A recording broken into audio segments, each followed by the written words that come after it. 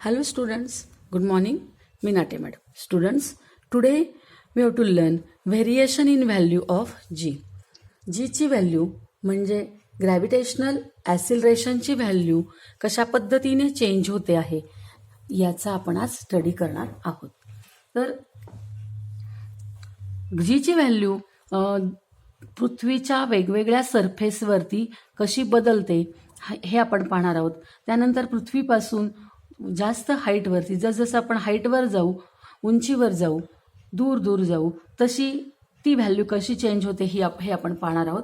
आणि नंतर जसं पृथ्वीच्या आतमध्ये आपण खोल जाऊ तर त्या वेळेस ही व्हॅल्यू कशी चेंज होते हे आपण पाहणार आहोत. तर change along the surface of the अर्थ, change with height and change with depth अशा 3 वेळेस पृथ्वीच्या गुरुत्वीय त्वरणामध्ये होणारा बदल आपण आज अभ्यासणार आहोत. Okay, the first thing, the value along the surface, the value along the surface of the अर्थ. The value of G is not same everywhere on the surface of the अर्थ. जीची व्हॅल्यू म्हणजे जी म्हणजे काय तर ग्रॅव्हिटेशनल ॲसिलरेशन. ग्रॅव्हिटेशनल ॲसिलरेशनची जी value आहे ती सरफेसवर सगळ्या ठिकाणी सारखी नाही आहे. आपण मागच्या व्हिडिओ लेक्चरमध्ये बघितलं की जीची व्हॅल्यू काय आहे 9.78 मीटर पर सेकंड स्क्वेअर. तर ही ॲव्हरेज व्हॅल्यू आहे. 9.78 ही ॲव्हरेज व्हॅल्यू आहे, मीन व्हॅल्यू आहे. परंतु पृथ्वीच्या वेगवेगळ्या सरफेसवरती ही व्हॅल्यू वेगवेगळी असते. तर ही व्हॅल्यू कशा पद्धतीने बदलते आणि का बदलते ते आपण बघूया. The value of G is not same everywhere on the surface of the earth because of the shape of the earth is not exactly spherical. आता हा पृथ्वीचा जो शेप आहे तो स्फेरिकल नाही आहे, तो कसा आहे थोडासा इलिप्टिकल आहे. Shape of the earth is not spherical, it is elliptical. तर का बरं असा इलिप्टिकल काय तर ड्यू टू इट्स रोटेशन. पृथ्वी स्वतःभोवती फिरते आहे due to its rotation, because of the its rotation, due to its rotation itself, due to its rotation around itself. ती स्वतःभोवती ती फिरते आहे आणि म्हणून पृथ्वीचा जो शेप आहे तो स्पेरिकल नसून कसा आहे तर तो कसा आहे इलिप्टिकल आहे. तो इक्वेटरवर कसा आहे, हे इक्वेटर आहे विषुववृत्त, त्याच्यावरती तो बल्जी आहे फुगीर आहे. आणि इकडे पोलवर तो कसा झाला आहे फ्लॅट झालेला आहे. The earth bulge at equator and hence its radius is largest at the equator. आपण जर बघितलं तर ही पृथ्वी इक्वेटरवर कशी आहे बल्ज आहे फुगीर आहे. आणि म्हणून ह्या पृथ्वीची जी रेडियस आहे ही जी रेडियस आहे ती इक्वेटरवरती कशी आहे लार्जेस्ट आहे. इक्वेटर R1 इज लार्जेस्ट, म्हणजे R1 ही रेडियस आहे आणि ही लार्जेस्ट आहे, मोठी आहे. पृथ्वीची सगळ्यात जास्त रेडियस कुठे असते तर इक्वेटरवरती असते. आणि सगळ्यात कमी रेडियस कुठे असते तर पोलवरती, कारण इथे ती कशी आहे फ्लॅट झालेली आहे. मग R1 is greater than R2. आता इथे काय होईल पहा, आपण इथे बघितलेलं आहे की गुरुत्व त्वरण म्हणजे gravitational acceleration depends on only the radius of the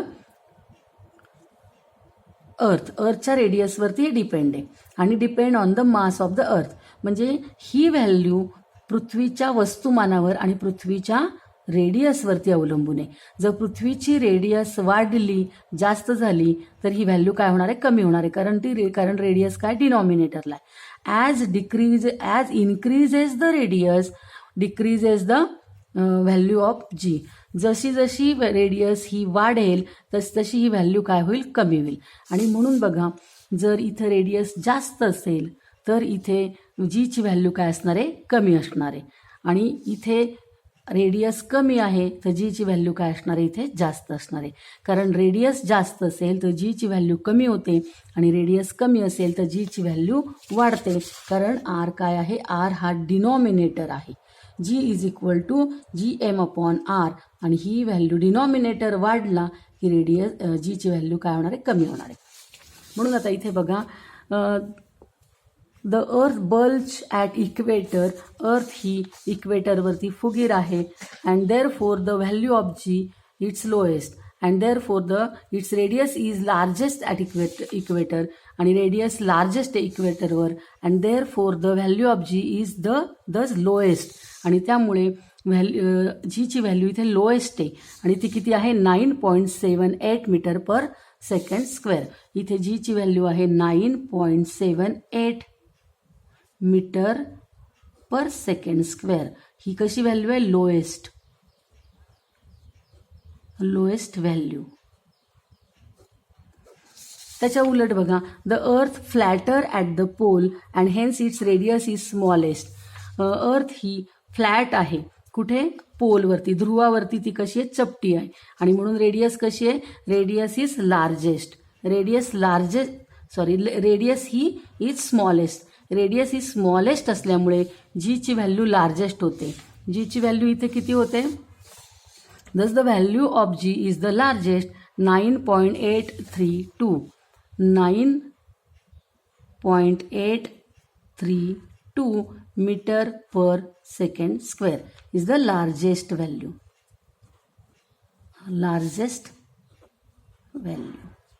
largest value का? कारण की because of radius is smallest. Therefore largest g. आणि इथं रेडियस काय?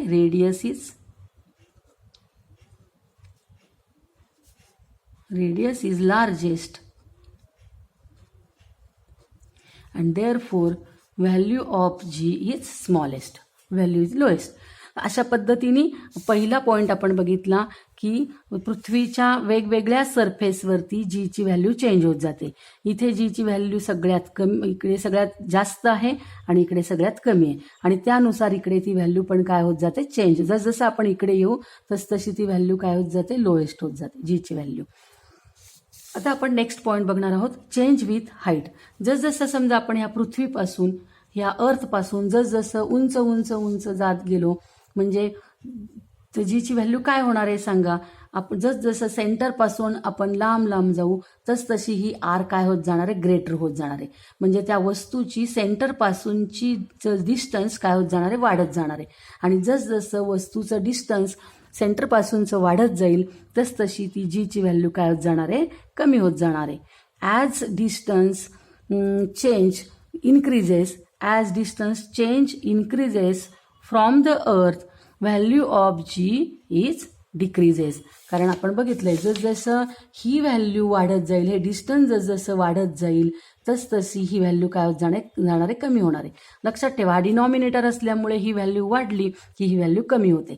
आणि आर कधी वाढेल?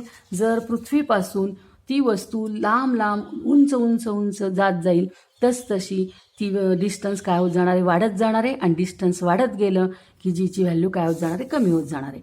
As we go above the earth surface the value of R increases and the value of G decreases. आता इथे बघा, काही पुस्तकामध्ये काही तुम्हाला व्हॅल्यू दिलेल्या आहे. Table showing changes of G with height above the earth surface.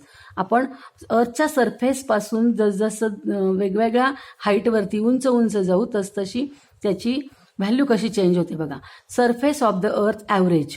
आता समजा पृथ्वीच्या सरफेसवरती जर वस्तू असेल, ॲव्हरेज तुम्हाला दिलेलं आहे. पृथ्वीच्या सरफेसवरती जर एखादं ऑब्जेक्ट असेल तर हाईट किती झाली त्याची? 0 किलोमीटर झाली. आणि मग तेव्हा त्याची ॲव्हरेज व्हॅल्यू जी आहे, जीची value 9.8 metre per second square इतकी आपण घेतो. ॲव्हरेज म्हणजे ॲव्हरेज घेतलेली आहे ती, लक्षात घ्या.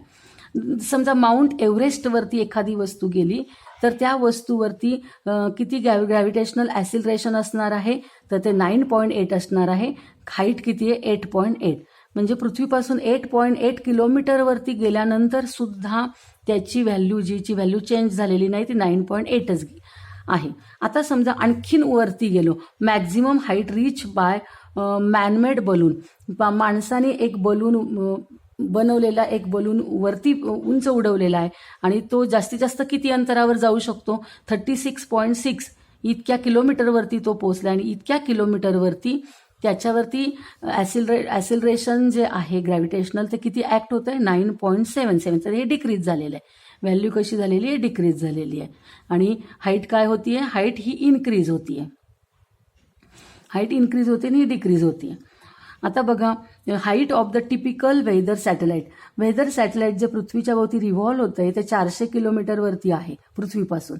तर पृथ्वीपासून 400 किलोमीटरवरती ग्रॅव्हिटेशनल ॲसिलरेशन किती 8.7 हे डिक्रीज झालेलं आहे बघा. जसजशी हाईट वाढत जाईल तसतशी याची ॲसिलरेशन काय होत जातं, डिक्रीज होत जातं.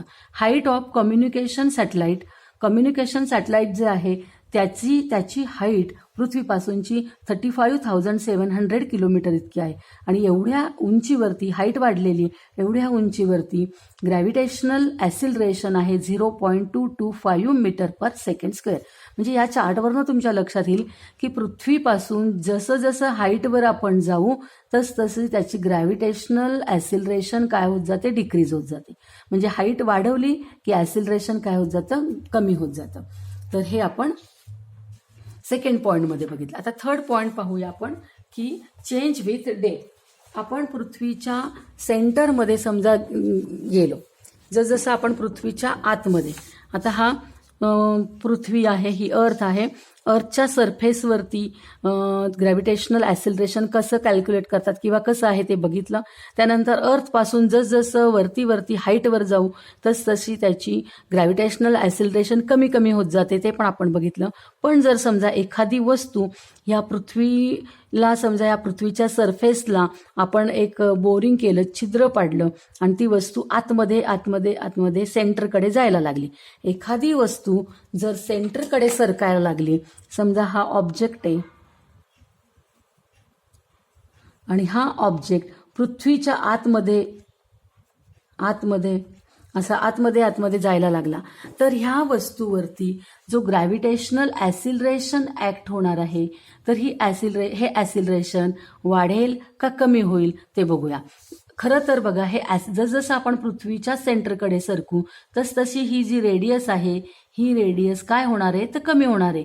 R1 पेक्षा R2 पेक्षा ही रेडियस कशी होणार आहे, कमी होणार आहे. आणि रेडियस कमी होतीये म्हणजेच डिनॉमिनेटर जर कमी होत असेल तर जीची व्हॅल्यू काय व्हायला पाहिजे, वाढली पाहिजे. म्हणजे जसजसं आपण सेंटरकडे जाऊ तसतसं ग्रॅव्हिटेशनल ॲसिलरेशन वाढलं पाहिजे. परंतु इथे आणखीन एक गोष्ट घडते की जसजसं आपण पृथ्वीच्या आतमध्ये जाऊ तसतसं ही जी पृथ्वी आहे, ह्या पृथ्वीचं जे मास आहे, त्याचं जे वस्तुमान आहे, हे वस्तुमान ह्या वस्तूवरती ॲक्ट होणारं जे आहे ते काय होत जातं, कमी होत जातं. आता ही वस्तू इथे आहे म्हटल्यानंतर पृथ्वीचं हे जे इकडचं वस्तुमान आहे ते ह्या वस्तूवरती, ऑब्जेक्टवरती ॲक्ट होणार नाही. जर ही वस्तू बाहेर इथे असेल तर ह्या पृथ्वीचं एवढं वस्तुमान याच्यावरती काय होत असतं, याच्यावर परिणाम करत असतं. परंतु जसजशी ती वस्तू आतमध्ये जाईल तसतसं पृथ्वीचं वस्तुमान जे काय होत जातं आहे ह्या वस्तूसाठी ते कमी होत जातं. आणि म्हणून जसजशी वस्तू आतमध्ये यायला लागते, सेंटरकडे यायला लागते, तसतशी त्या वस्तूवरती परिणाम जो त्या पृथ्वीच्या वस्तुमानाचा होणार असतो तो कमी कमी होत जातो. आणि म्हणून ही व्हॅल्यू डिक्रीज होत जाते. एम डिक्रीजेस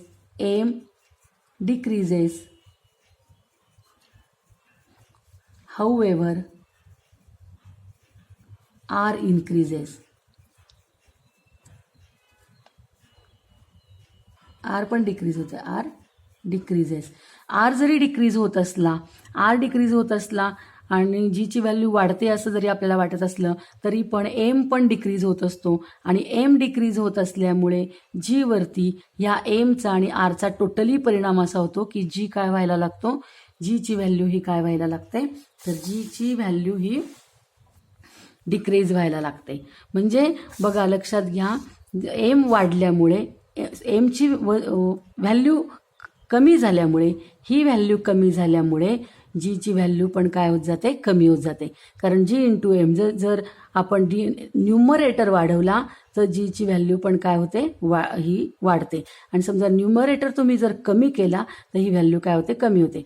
म्हणजे आरची जरी व्हॅल्यू आपण कमी होत असली तरी याचा टोटली इफेक्ट असा होतो की एमची व्हॅल्यू पण कमी होते आणि एमची व्हॅल्यू खूप कमी झाल्यामुळे जीची व्हॅल्यू पण काय होत जाते, कमी कमी होत जाते. आणि म्हणून लक्षात घ्या, as we go inside earth the value of r decreases. However the part of the earth which contributes towards the gravitational force felt by the object also decreases. M सुद्धा डिक्रीजेस होतोय. So the value of G decreases as we go deep inside the earth. म्हणजेच एमची value कमी होत असल्यामुळे जीची व्हॅल्यूसुद्धा काय होते, कमी होत आहे. म्हणून अशा पद्धतीने आपण बघितलेलं आहे की variation of in value of जीची व्हॅल्यूमध्ये काय व्हेरिएशन होतो, कशामुळे व्हेरिएशन होतो ते आपण बघितलेलं आहे. तर स्टुडंट, तुम्हाला आजचं व्हिडिओ लेक्चर आवडलं का? जर तुम्हाला आजचा व्हिडिओ आवडला असेल तर व्हिडिओला लाईक करा आणि अजूनपर्यंत जर तुम्ही चॅनलला सबस्क्राईब केलं नसेल तर तुम्ही जरूर सबस्क्राईब करा. थँक्यू.